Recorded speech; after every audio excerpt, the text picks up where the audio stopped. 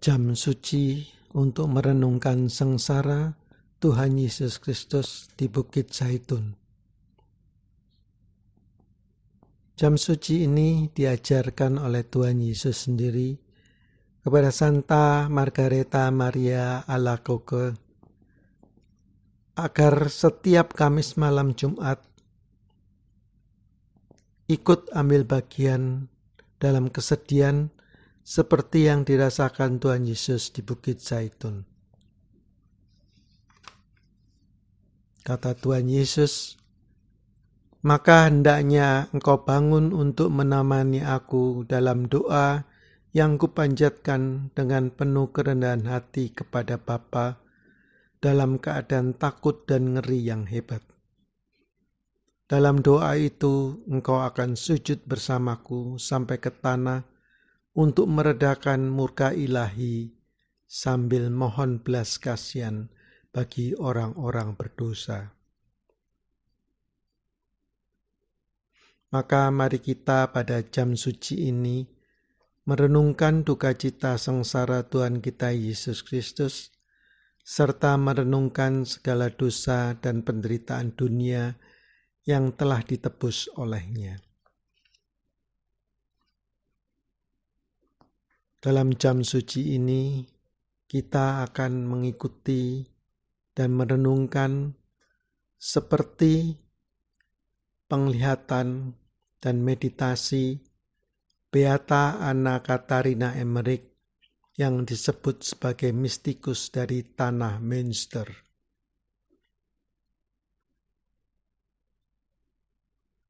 Penglihatan dan meditasi Beata Anna Katarina Emmerich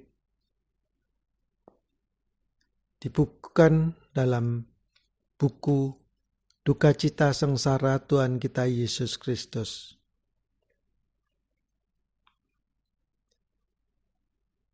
Pembuatan film The Passion oleh Mel Gibson banyak mengambil dari penglihatan dan meditasi Beata Anna Katarina Emmerich ini. Maka baiklah kita juga akan masuk betul-betul sungguh-sungguh ikut dan merasakan penderitaan dan sakrat maut Tuhan Yesus Kristus di Bukit Zaitun.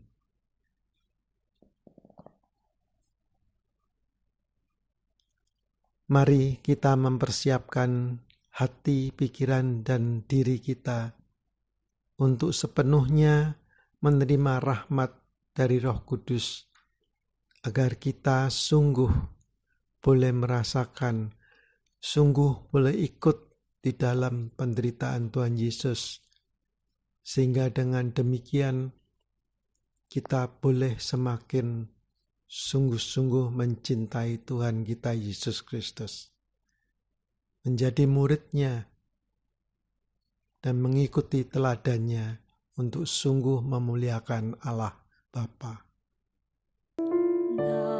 Datanglah ya Roh Kudus, nyalakan api cinta kasih. Datanglah ya Roh Kudus, datanglah ya Roh Kudus, datanglah ya Roh Kudus, nyalakan api cinta kasih-Mu. Datanglah ya Roh Kudus, datanglah ya Roh Kudus,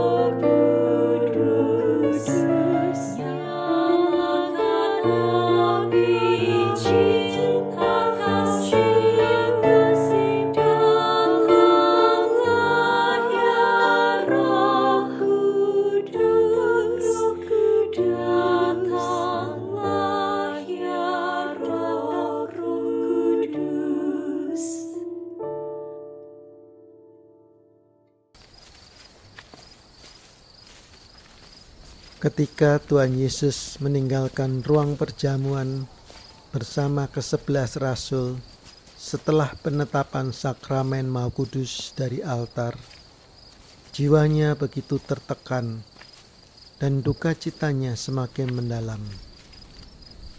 Ia membawa My ke-11 soul is rasul exceeding sorrowful, lewat jalan yang tidak biasanya ke lembah Yosafat. even unto death.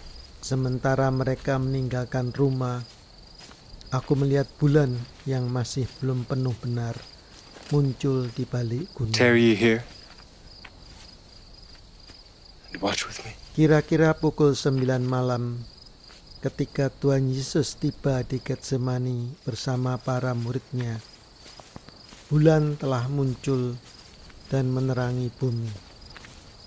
Meskipun malam masih tampak gelap, Tuhan Yesus sangat berduka. Ia mengatakan kepada para rasulnya bahwa bahaya sudah di ambang pintu. Para murid My soul is merasa exceeding gelisah. sorrowful, Ia mengatakan kepada 8 rasul yang even unto mengikutinya death. untuk tinggal di Taman Getsemani, sementara ia pergi berdoa. Tuhan Yesus membawa Tarry ye Petrus, here Yakobus, dan Yohanes sertanya. and watch with me. Mereka berjalan sedikit lebih jauh, memasuki Taman Zaitun. Tak ada kata yang dapat mengungkapkan duka cita yang waktu itu menghimpit jiwanya. Oleh sebab masa pencobaan sudah dekat. Yohanes bertanya kepadanya, bagaimana ia yang hingga saat ini senantiasa memberikan penghiburan kepada mereka, sekarang dapat begitu patah hati. Hatiku sangat sedih, seperti mau mati rasanya, jawabnya. Dan ia melihat sengsara dan pencobaan-pencobaan mengelilinginya dari segala penjuru. Dan mereka semakin dan semakin dekat dalam bentuk sosok-sosok yang mengerikan dalam awan-awan. Pada saat itulah ia berkata kepada 3 rasul, tinggallah dan berjaga-jagalah bersamaku di sini. Berdoalah agar kalian jangan jatuh dalam pencobaan. Tuhan Yesus maju beberapa langkah ke sebelah kiri menuruni bukit dan menyembunyikan diri di bawah sebuah batu karang dalam sebuah gua yang sekitar 6 kaki dalamnya. Sementara para rasul tetap berada di lembah atas.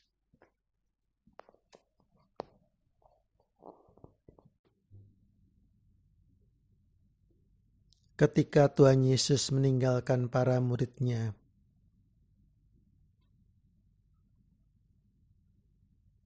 aku melihat sejumlah sosok mengerikan yang mengelilinginya dalam sebuah lingkaran yang semakin lama semakin menyempit.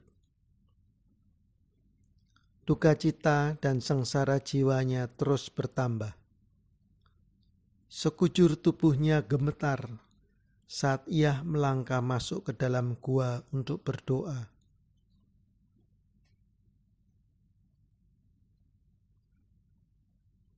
Sepertinya Tuhan Yesus ingin mencari perlindungan dari badai yang datang. Tetapi penglihatan-penglihatan yang mengerikan itu mengejarnya hingga ke sana dan menjadi semakin jelas dan nyata. Gua kecil ini nampaknya syarat dengan gambaran-gambaran menjijikkan dari segala dosa-dosa yang telah ataupun yang akan dilakukan. Ia jatuh dengan mukanya ke tanah, tertindih duka cita yang tak terkatakan.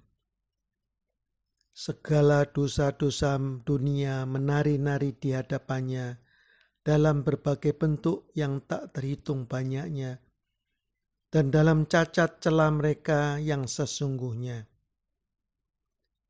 ia mengambil semuanya dan membebankannya ke atas dirinya sendiri. Dalam doanya, ia mempersembahkan pribadinya sendiri yang menawan itu kepada keadilan Bapa surgawinya sebagai pelunasan atas hutang yang begitu besar. Tetapi setan yang meraja atas segala kengerian ini dan yang bahkan dipenuhi sukacita bengis melihatnya, mengumbar murkanya atas Tuhan Yesus dan menghadirkan di hadapan mata jiwanya penglihatan-penglihatan yang terlebih lagi mengerikan. Pada saat yang sama, sesekali setan berbicara kepada kemanusiaannya yang menawan dengan kata-kata seperti, "Adakah engkau bahkan hendak membebankan dosa ini atas dirimu? Adakah engkau bersedia menanggung hukumannya? Adakah engkau siap menjadi silih atas segala dosa-dosa ini?" Dan sekarang, seberkas sinar terang yang panjang, bagaikan suatu jalan yang bercahaya di udara, turun dari surga. Itulah barisan para malaikat yang datang kepada Tuhan Yesus untuk menguatkan serta menyemangatinya.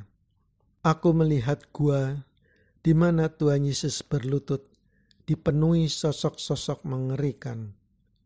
Aku melihat segala dosa, kejahatan, kelemahan, dan kedurhakaan umat manusia mendera serta meremukkannya ke dasar bumi. Kengerian akan kematian dan teror yang menyiksanya sebagai manusia dalam penglihatan akan sengsara maut yang segera menyongsongnya, meliputi serta menyerang pribadi ilahinya dalam bentuk iblis-iblis yang menyeramkan. Ia roboh dari satu sisi ke sisi lainnya, menjalin erat jari-jari kedua tangannya. Sekujur tubuhnya basah oleh keringat dingin. Ia gemetar dan tubuhnya berguncang. Lalu ia bangkit kembali, tetapi kedua lututnya gemetar dan tampaknya tak mampu menahan tubuhnya. Rona wajahnya pucat pasih. Penampilannya kusut, bibirnya biru, dan rambutnya acak-acakan. Dengan perkataannya ini, Tuhan Yesus menyemangati mereka untuk tetap bertahan, sekaligus menyatakan kepada mereka pergulatan yang diderita kodrat manusiawinya dalam menghadapi kematian, juga penyebab duka citanya. Dalam duka citanya yang teramat dahsyat ini, ia tinggal bersama mereka hampir 1/4 jam lamanya dan berbicara kepada mereka, lalu ia kembali ke gua. Sengsara batinnya masih terus bertambah, sementara para muridnya mengulurkan tangan ke arahnya, menangis dan saling berpelukan, sembari berkata, "Ada apa ini? Apakah yang terjadi dengannya?" Tampaknya ia dalam keadaan sama sekali ditinggalkan. Sesudah itu mereka bertiga menyelubungi kepala mereka masing-masing dan mulai berdoa dengan sedih dan cemas.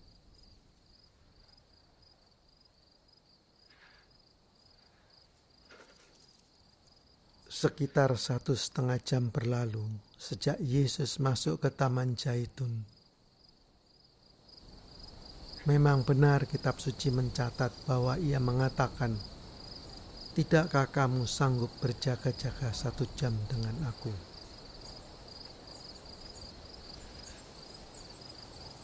Ketiga rasul yang bersama Yesus pertama-tama berdoa, tetapi kemudian mereka tertidur, Sleep is thou. sebab pencobaan telah datang atas mereka Couldst not thou watch 1 karena hour? kerinduan mereka untuk mengandalkan Tuhan. Kedelapan rasul yang lain yang tetap tinggal di luar taman, mereka tidak tidur, sebab segala sabda terakhir Yesus akan sengsara dan penderitaan begitu mengesan, sehingga hati mereka dipenuhi prasangka-prasangka yang menakutkan. Mereka berjalan-jalan di Bukit Zaitun, berusaha menemukan tempat pelindungan seandainya bahaya datang mengancam.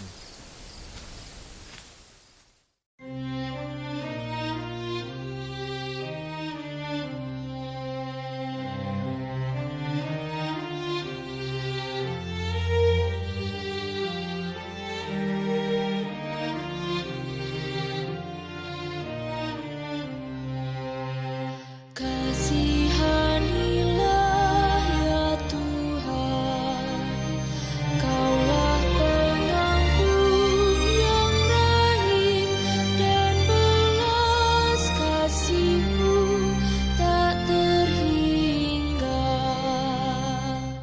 Kasihanilah aku ya Allah, menurut kasih setia-Mu.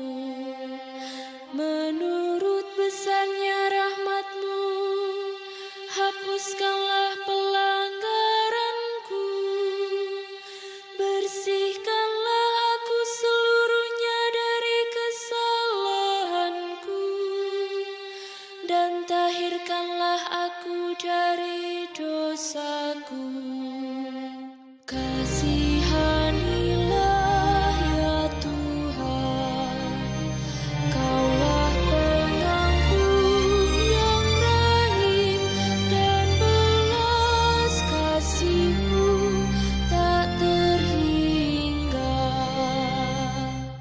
Sebab aku sadar akan pelanggaranku, dosaku selalu terbayang di hadapanku. Terhadap Engkau sendirilah aku berdosa, yang jahat dalam pandangan-Mu kulakukan. Kasihanilah ya Tuhan, Kaulah pengampun yang rahim, dan belas kasih-Mu tak terhingga.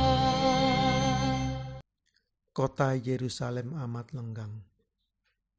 Orang-orang Yahudi berada dalam rumah-rumah mereka, sibuk mempersiapkan perayaan Paskah. Tetapi aku melihat di sana-sini beberapa sahabat dan murid Yesus berjalan mondar-mandir dengan wajah-wajah gelisah, bercakap kelompok dengan tegang. Nyata mereka berharap-harap cemas akan terjadinya suatu peristiwa besar. Bunda Tuhan kita, dengan Magdalena, Marta, Maria Kleofas, Maria Salome, dan Salome telah kembali dari ruang perjamuan ke rumah Maria, ibunda Markus.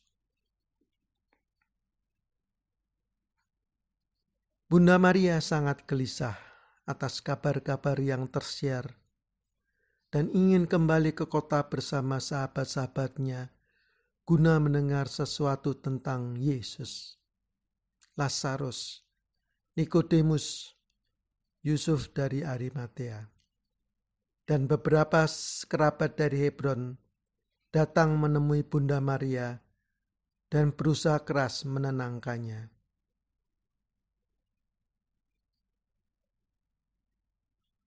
Sebab mengenai nubuat sedih yang diucapkan Yesus di ruang perjamuan, sepengetahuan mereka, baik dari mereka sendiri maupun yang tadi diberitakan para murid, pun mereka telah menanyakannya kepada beberapa orang Farisi kenalan mereka Tak terdengar kabar tentang direncanakannya suatu persekongkolan pada waktu itu untuk melawan Yesus. Namun, mereka sama sekali tak tahu menahu mengenai pengkhianatan Yudas. Karenanya mereka meyakinkan Bunda Maria bahwa bahaya yang mengancam tak akan mungkin sebesar itu, dan bahwa para musuh Yesus tidak akan menyerang Yesus. Setidak-tidaknya hingga perayaan berakhir. Bunda Maria mengatakan kepada mereka bagaimana pikiran Yudas tampak gelisah dan kacau belakangan ini. Dan bagaimana Yudas dengan tiba-tiba meninggalkan ruang perjamuan. Ia yakin bahwa kepergian Yudas adalah untuk mengkhianati Tuhan kita. Sebab ia telah seringkali mengingatkan Yudas bahwa ia adalah anak yang payah. Tuhan Yesus yang terus-menerus tersiksa oleh segala beban sengsaranya kembali ke gua. Ia merebahkan diri ke tanah, dengan wajahnya mencium tanah dan kedua tangannya terentang.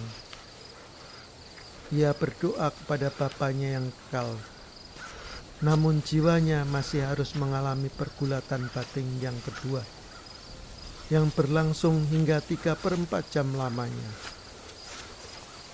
Para malaikat datang dan menunjukkan kepadanya dalam suatu rangkaian penglihatan segala sengsara yang harus dideritanya guna menyilih dosa. Betapa agung keluhuran manusia citra Allah sebelum jatuh ke dalam dosa, dan bagaimana keluhuran itu rusak dan binasa ketika dosa masuk ke dalam dunia. Ia melihat bagaimana segala dosa berasal dari Adam, makna dan inti daripada kecenderungan dosa. Dampaknya yang mengerikan atas daya jiwa. Demikian pula makna dan inti segala penderitaan akibat kecenderungan dosa. Mereka menunjukkan kepadanya pelunasan yang harus dipersembahkannya kepada keadilan ilahi. Hutang segenap umat manusia harus dibayar dengan kemanusiaan yang tak berdosa, yaitu kemanusiaan Putra Allah. Para malaikat menunjukkan kepadanya segala hal ini dalam berbagai bentuk yang berbeda. Dan aku merasakan apa yang mereka katakan, meskipun aku tidak mendengar suara. Tak satu lidah pun dapat melukiskan sengsara dan kengerian yang meliputi jiwa Yesus atas penglihatan akan silih yang begitu dahsyat. Sengsaranya begitu hebat. Sungguh, hingga keringat darah memancar dari pori-pori di sekujur tubuhnya yang kudus. Sementara kemanusiaan Kristus yang menawan diremukkan begitu rupa ke tanah di bawah beban sengsara yang mengerikan, para malaikat menampakkan diri penuh dengan kasih sayang. Ada jeda, dan aku beranggapan bahwa mereka dengan segenap hati ingin menghiburnya dan berdoa untuk itu di hadapan tahta Allah. Segera tampak seolah-olah suatu pergumulan antara belas kasihan dan keadilan Allah dengan kasih yang mengorbankan diri. Aku diperkenankan melihat gambaran Allah.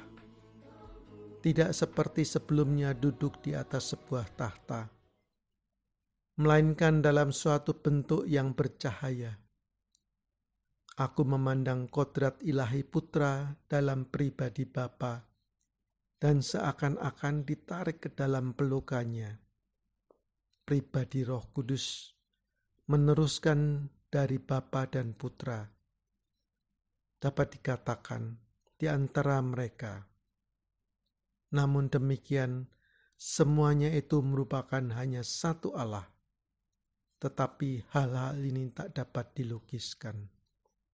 Semuanya ini lebih merupakan persepsi batin daripada penglihatan dalam bentuk yang jelas. Dan tampak kepadaku bahwa kehendak ilahi Kristus semacam menarik diri dari Bapa yang kekal, guna memungkinkan segala sengsara itu dibebankan atas kemanusiaannya saja.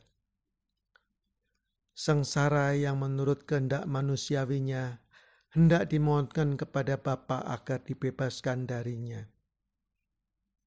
Aku melihat hal itu ketika para malaikat dengan penuh kasih sayang berhasrat menghibur Yesus yang sesungguhnya.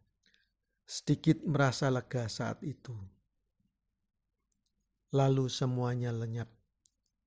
Dan para malaikat undur diri dari hadapan Kristus, yang jiwanya akan segera menghadapi serangan-serangan baru.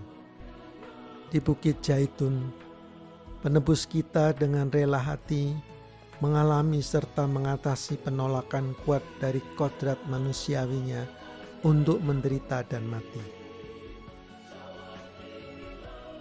Sang penggoda diperkenankan untuk melakukan kepadanya apa yang ia lakukan kepada semua orang yang rindu mengorbankan diri mereka demi tujuan yang mulia. Dalam bagian pertama sengsara, setan memperlihatkan kepada Tuhan kita betapa besar hutang dosa yang harus ia bayar. Setan bahkan cukup lancang dan licik untuk mencari-cari kesalahan dalam karya-karya Sang Juru Selamat sendiri. Dalam sengsara kedua, Yesus melihat hingga keseluruhan kedahsyatan sengsara dan segala kepahitannya, sengsara penebusan yang dituntut guna memuaskan keadilan ilahi. Hal ini perlihatkan kepadanya oleh para malaikat.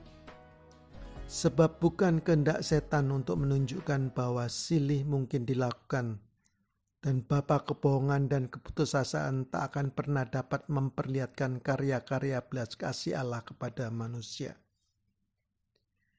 Yesus dengan gemilang melawan segala serangan ini dengan penyerahan dirinya secara penuh dan total pada kehendak Bapa Surgawi. Namun, muncul dalam jiwa Tuhan kita perasaan ragu serta gelisah seperti yang biasa dialami seorang yang hendak melakukan pengorbanan besar. Ia bertanya pada dirinya sendiri, dan manfaat apakah yang diperoleh dari kurban ini?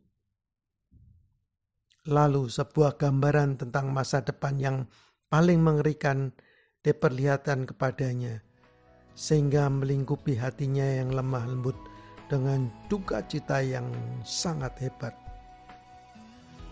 Dengan mengambil rupa manusia, ia rela menanggung sengsara dan wafat bagi kita. Ia juga meninggalkan Bapanya yang kekal, agar dapat bersatu dengan mempelainya, yaitu gereja.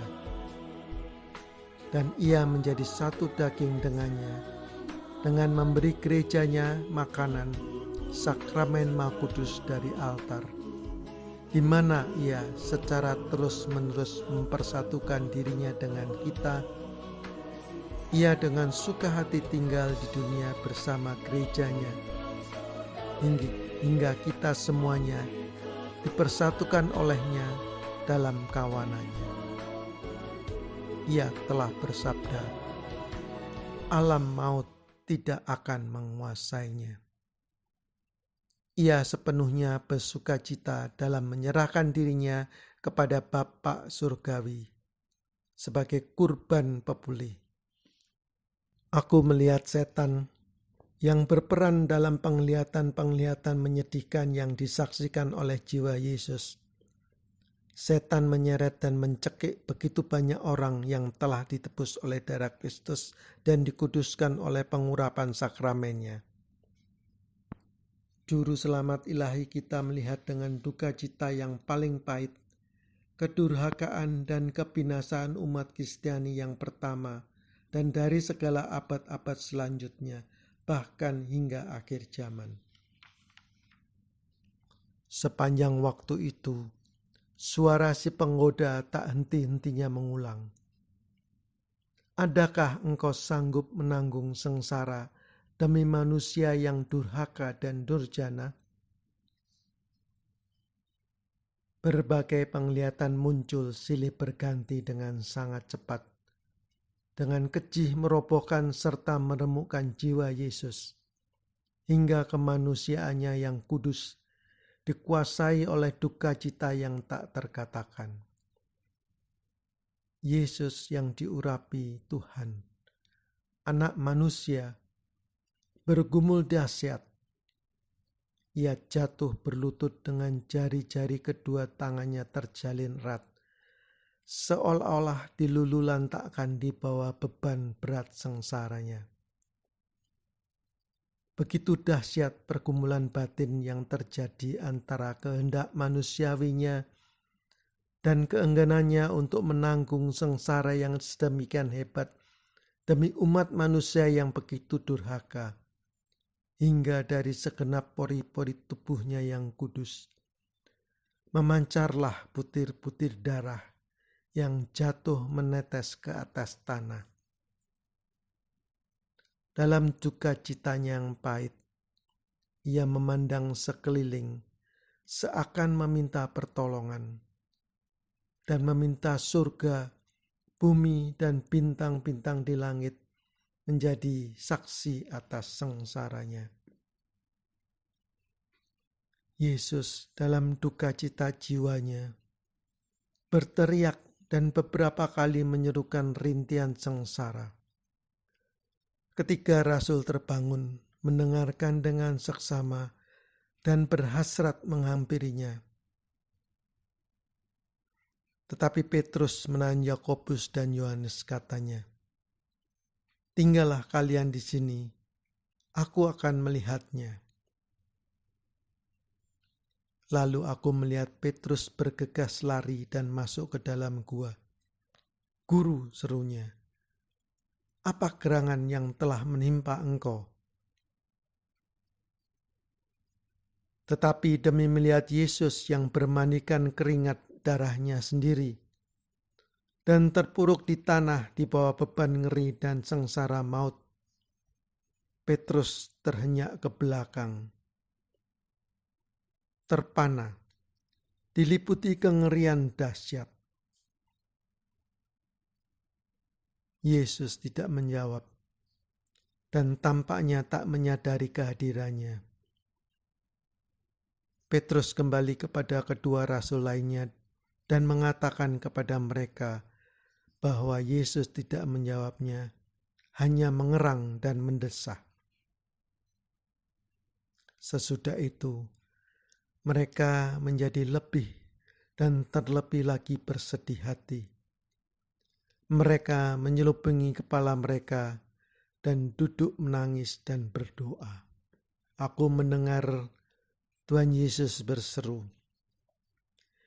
"Ya Bapakku, mungkinkah aku sanggup menanggung sengsara demi umat manusia yang tak tahu terima kasih?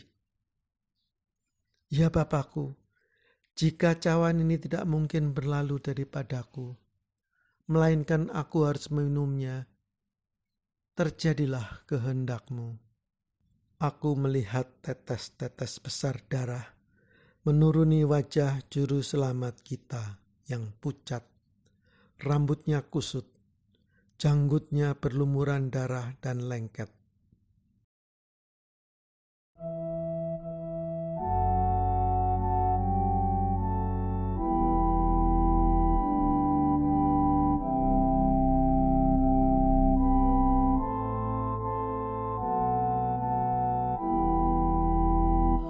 Allahku, ya Allahku,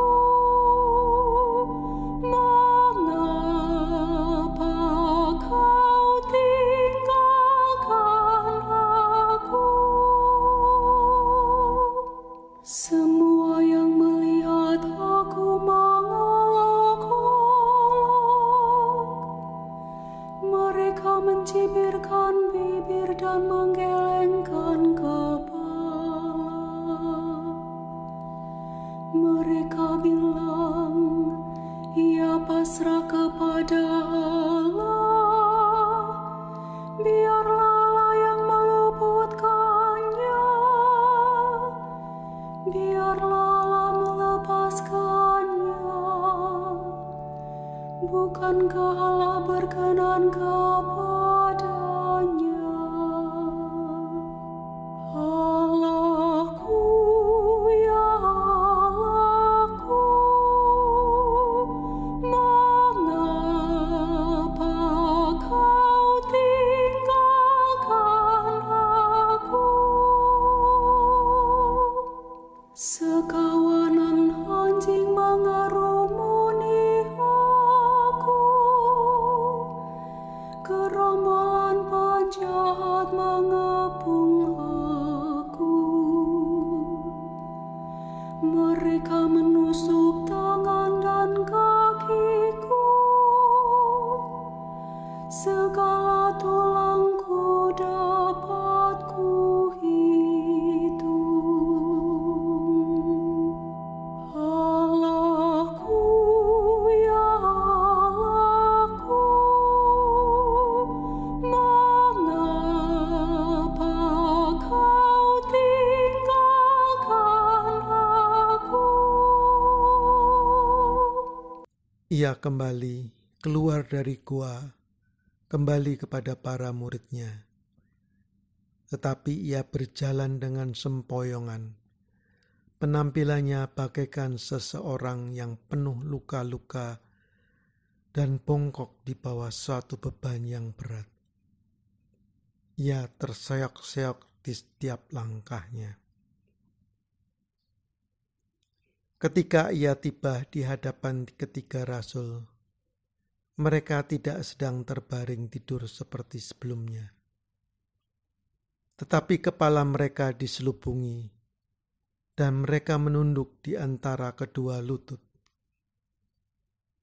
Dalam suatu sikap yang biasa diambil orang dari bangsa itu ketika sedang berduka atau berdoa.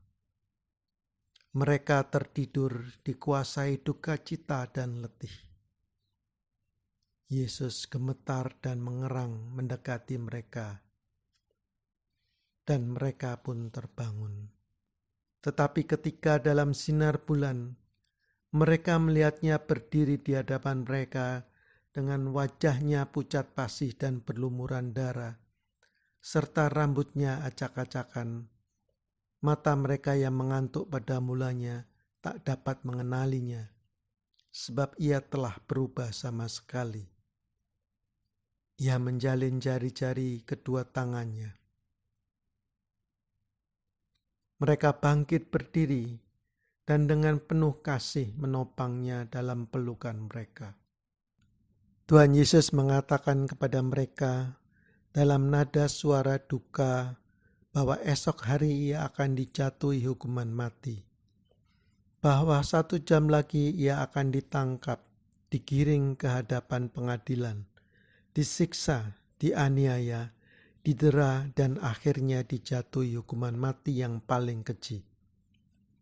Ia mohon pada mereka agar menghibur bundanya dan juga Magdalena serta yang lain. Para rasul tidak menjawab, sebab mereka tidak tahu apa yang harus dikatakan. Penampilannya dan perkataannya menggoncang mereka begitu hebat. Mereka bahkan beranggapan bahwa pastilah pikirannya melantur. Ketika ia hendak kembali ke gua, tak ada lagi kekuatan padanya untuk melangkah. Aku melihat Yohanes dan Yakobus memapahnya ke sana. Dan mereka baru kembali setelah ia masuk ke dalam gua. Selama sakrat maut Yesus, aku melihat Santa Perawan juga diliputi duka cita dan sengsara jiwa di rumah Maria Ibunda Markus. Ia bersama Magdalena dan Maria ada di dalam taman di rumah. Bunda Maria dikuasai duka cita yang dahsyat, membungkuk dalam-dalam sementara ia berlutut. Beberapa kali bunda kita tak sadarkan diri, sebab ia melihat dalam roh beberapa bagian dari sakrat maut Yesus. Sebab dalam roh ia melihat Yesus bermandikan keringat darah, dan gerak-gerik Bunda Maria seakan-akan dengan kedua tangannya terulur hendak menyekah wajah putranya. Aku melihat gerakan-gerakan batin jiwanya terhadap Yesus yang sedang memikirkan bundanya dan mengarahkan pandangannya ke arah bundanya, seolah-olah mengharapkan pertolongannya. Aku melihat komunikasi rohani di antara keduanya dalam bentuk sinar-sinar yang datang dan pergi di antara mereka. Aku melihat Yesus masih berdoa di gua, bergumul melawan keengganannya menderita sengsara yang memang adalah kodrat manusia dan menyerahkan diri sepenuhnya kepada kehendak Bapa yang kekal. Di sini jurang terbuka di hadapannya, dan ia mendapat penglihatan akan bagian pertama dari tempat penyucian. Ia melihat Adam dan Hawa, para bapa bangsa, para nabi, dan orang-orang benar, orang tua bundanya, dan Yohanes Pembaptis. Mereka menanti kedatangannya di bagian bawah dunia dengan kerinduan yang begitu besar. Penglihatan ini menguatkan serta memberikan semangat baru kepada hatinya yang penuh belas kasih. Wafatnya akan membuka pintu surga bagi para tahanan ini. Wafatnya akan membebaskan mereka dari penjara di mana mereka merana dalam pengharapan yang besar.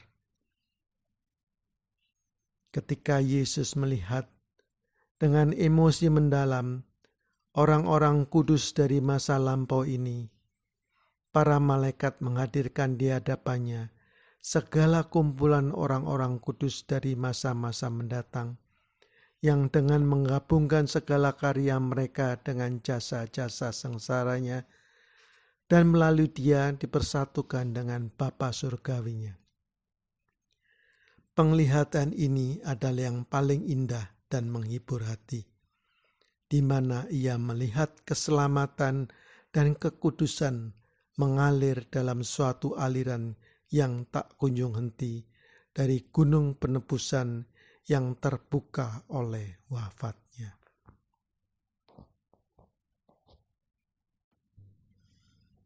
Ketika penglihatan akan sengsara telah berakhir, Yesus jatuh tersungkur dengan wajahnya di atas tanah, bagaikan orang yang sedang menghadapi sakrat maut. Para malaikat lenyap, dan keringat darah semakin deras, hingga aku melihat jubahnya basah kuyup karenanya. Kegelapan semata menguasai gua ketika aku melihat seorang malaikat turun menghampiri Yesus. Malaikat ini memiliki martabat yang lebih tinggi dari semua yang pernah aku lihat sebelumnya. Perawakannya juga berbeda dan lebih menyerupai manusia. Ia berpakaian seperti seorang imam dalam jubah panjang yang melambai. Dalam genggaman tangannya, ia membawa sebuah bejana kecil. Bentuknya serupa piala yang dipergunakan pada perjamuan terakhir. Di atas piala ini terdapat sebentuk benda lonjong kecil sebesar kacang yang memancarkan sinar kemerah-merahan.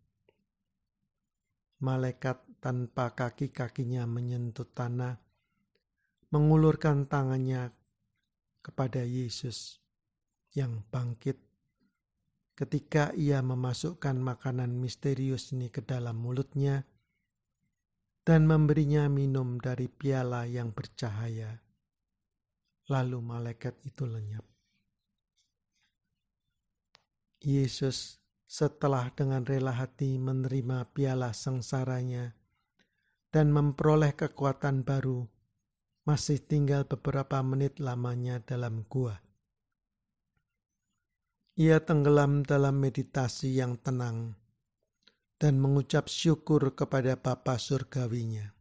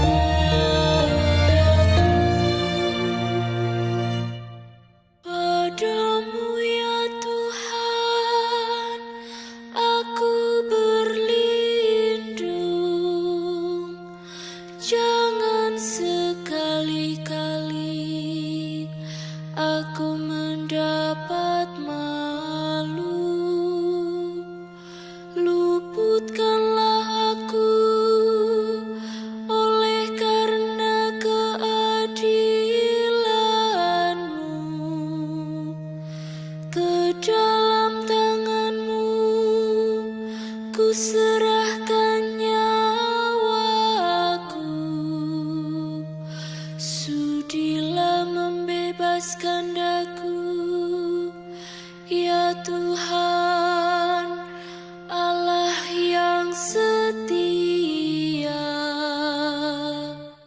Ya Bapa,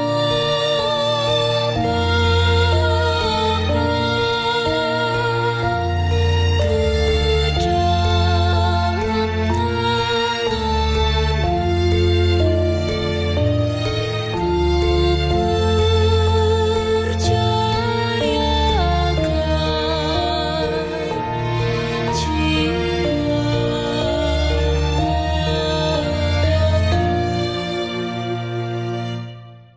di hadapan semua lawanku, aku terjela. Tetangga-tetanggaku merasa jijik. Para kenalanku merasa ngeri. Mereka yang melihat aku cepat-cepat menyingkir. Aku telah hilang dari ingatan, seperti orang mati. Telah menjadi seperti barang yang pecah. Ya Bapa,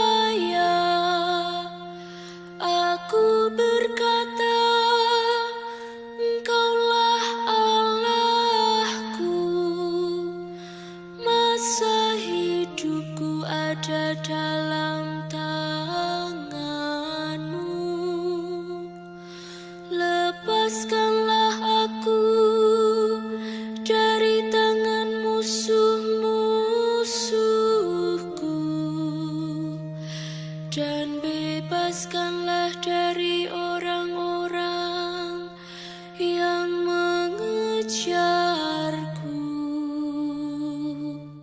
Ya Bapa, ke dalam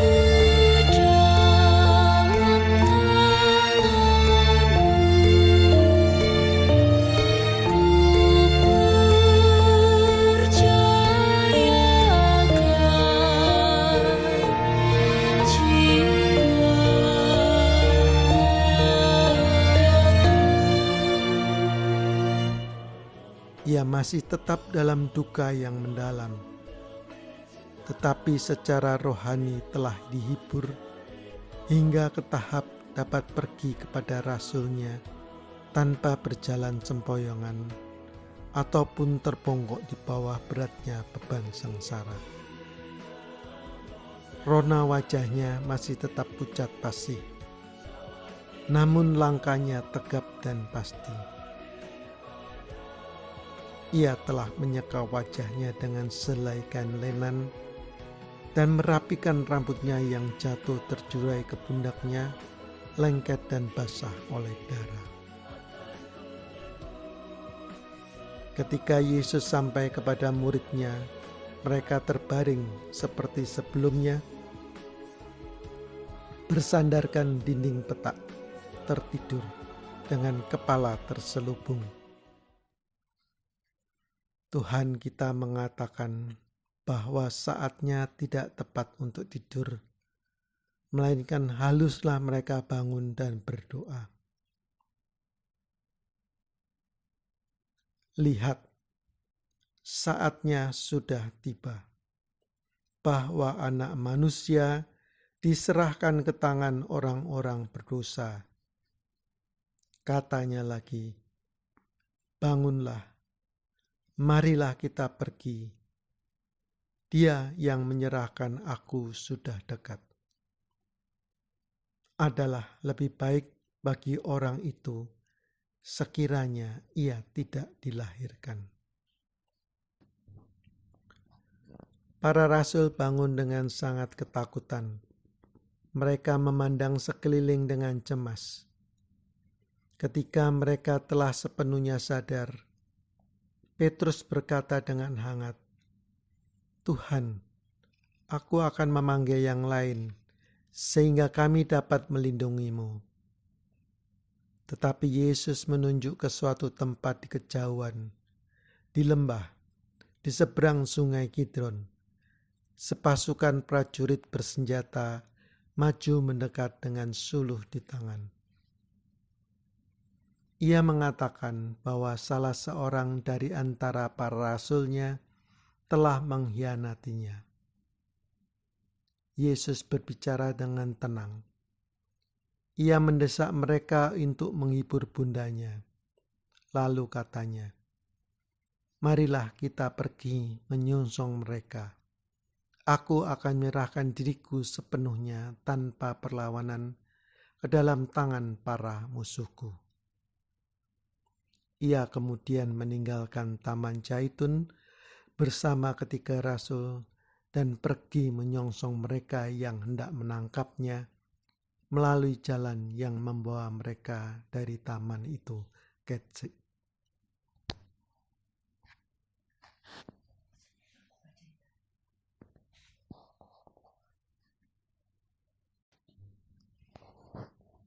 Lalu katanya, "Marilah kita pergi menyongsong mereka.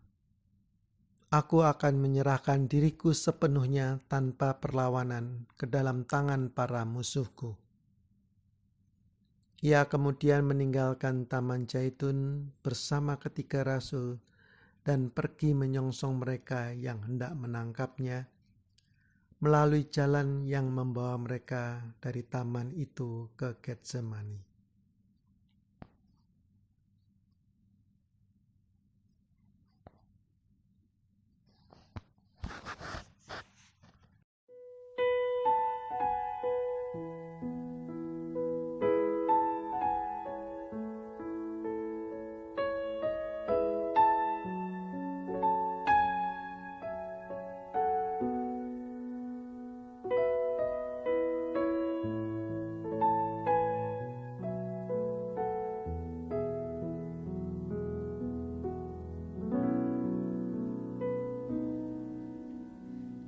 kasih yang terindah, hati yang mulia,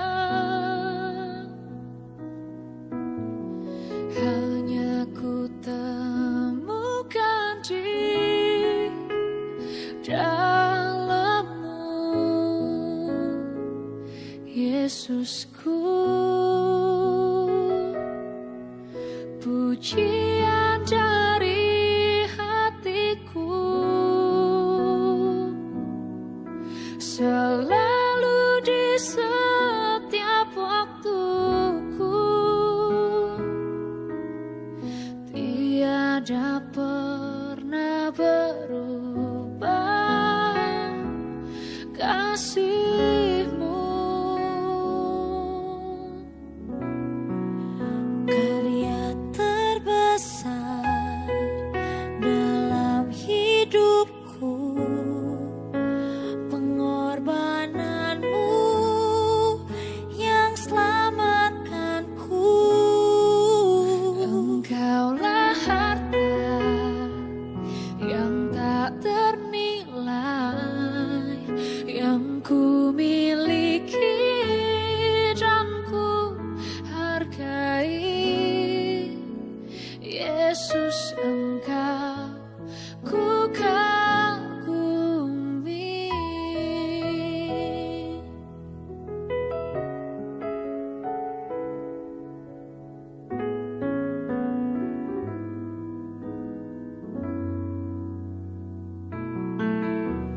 Kasih yang terindah,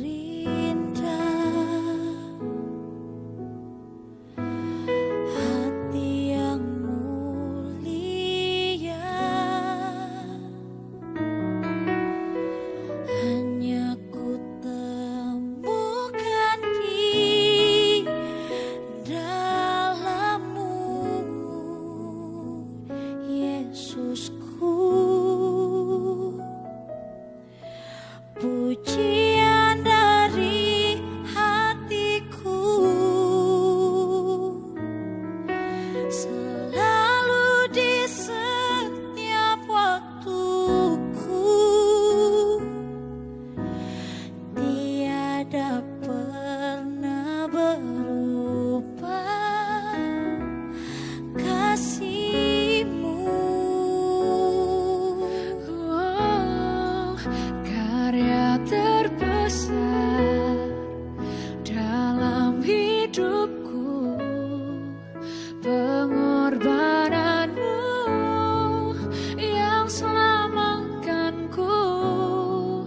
Engkaulah harta yang tak ternilai, yang ku miliki dan ku hargai. Yesus, Engkau ku kagumi.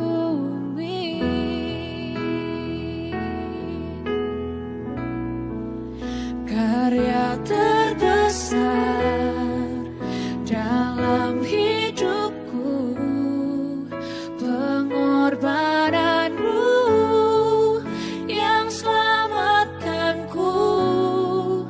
Engkaulah harta yang tak ternilai, yang ku miliki dan ku hargai. Yesus, Engkau ku kagumi. Yesus, Engkau